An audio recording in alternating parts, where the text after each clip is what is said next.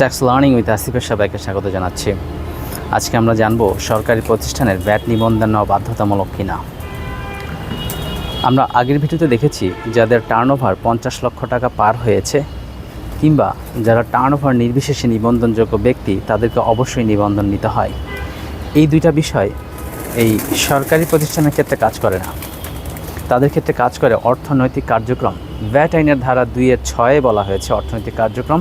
সেখানে বলা হয়েছে যদি কোনো সরকারি প্রতিষ্ঠানের কার্যক্রম অবাণিজ্যিক হয় তাহলে কিন্তু তাদের অর্থনৈতিক কার্যক্রমই হয় না, আর অর্থনৈতিক কার্যক্রম না হলে সেটা ভ্যাটের আওতায় পড়বেই না, কোনো টার্নওভারের মধ্যে আসবে না।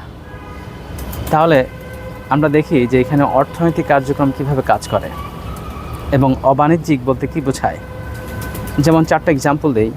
এলজিআরডি, বিটিসিএল, বিটিআরসি, রেলওয়ে অথবা ডেস্কো এগুলো বা ওয়াসা। এদের মধ্যে এলজিআরডি এবং বিটিআরসির কথা বলি। এলজিআরডি কী করে? রাস্তাঘাট করে, কালভার্ট করে এবং সেটা জনগণের জন্য করে।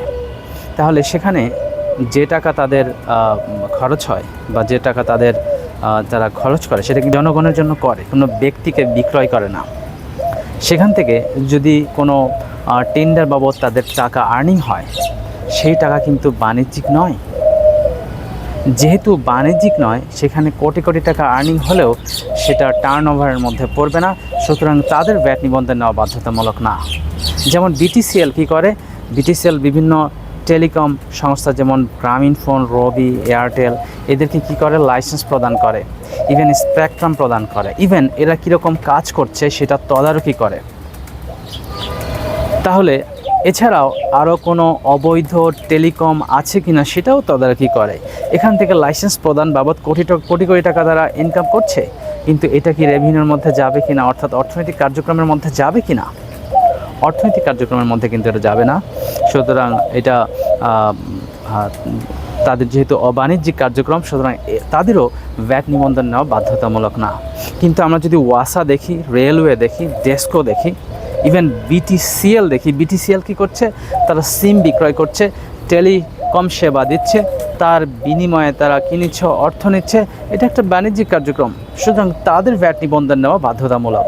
এছাড়াও আমরা যদি আরও দেখি, যেমন ধরেন রেলওয়ের কথা বলি। আপনি যদি রেলওয়ে ওখানে যান রেলের টিকিট কাটতে, যদি টিকিট ফাঁকা থাকে আর আপনার কাছে যদি টাকা থাকে তাহলে কিন্তু আপনি অবশ্যই টিকিটটা ক্রয় করতে পারবেন। এই ক্ষেত্রে আপনার কোনো পরীক্ষা বা কোনো শর্ত প্রযোজ্য হবে না। শর্ত এই জন্য বলছি, যেমন শিক্ষা বোর্ডের কথা বলি। তারা কি করছে? তারা কিন্তু যখন কোনো সার্টিফিকেট দেয় সেটার বিনিময়েও কিন্তু তারা একটা ফি বা টাকা নেয়, কিন্তু তারা কিন্তু কোনো সার্টিফিকেট বিক্রয় করছে না কারো কাছে। বরং এইচএসসি বা এসএসসি বা যে কোনো সার্টিফিকেট যদি কাউকে নিতে হয় তাহলে কিন্তু তাকে আগে অর্জন করতে হয়, অর্থাৎ পাস করতে হয়, এরপর সার্টিফিকেট দেওয়ার জন্য একটা ফি নেয় তারা, সেটা কিন্তু বাণিজ্যিক নয়। যেমন এনবিআর কী করছে? এনবিআর ভ্যাট কনসালটেন্ট লাইসেন্স দিচ্ছে, সিএনএফ লাইসেন্স দিচ্ছে, এফএফ লাইসেন্স দিচ্ছে, শিপিং এজেন্ট লাইসেন্স দিচ্ছে, ইভেন এক্সপ্রেস পদ্ধতির আওতায় যেটা কুরিয়ার সার্ভিস বলি সেই লাইসেন্সও দিচ্ছে। বাট এই লাইসেন্স কি বাণিজ্যিক? এই লাইসেন্স কি বিক্রয় করা হয়? Never ever. এই লাইসেন্সও অর্জন করতে হয়। সুতরাং যারা অর্জন করে সেই অর্জনের বিনিময়ে এইটা যেহেতু করতে একটা খরচ আছে, একটা খরচ নেয়, সেই ফিটা নেয়, কিন্তু সে ফি কোনোভাবেই বাণিজ্যিক না। সুতরাং এই এনবিআরও ভ্যাট নিবন্ধন নেওয়ার বাধ্যবাধকতা নেই। সুতরাং আমরা এটাই বুঝলাম, যেসব সরকারি প্রতিষ্ঠানের অর্থনৈতিক কার্যক্রম বাণিজ্যিক তারা নিবন্ধন নেবে, যাদের বাণিজ্যিক নয় তারা কিন্তু নিবন্ধন নেবে না। Enjoy learning, tax learning with আসিফের সাথেই থাকুন। আবারও নতুন কোনো ভিডিও নিয়ে দেখা হবে। আসসালামু আলাইকুম।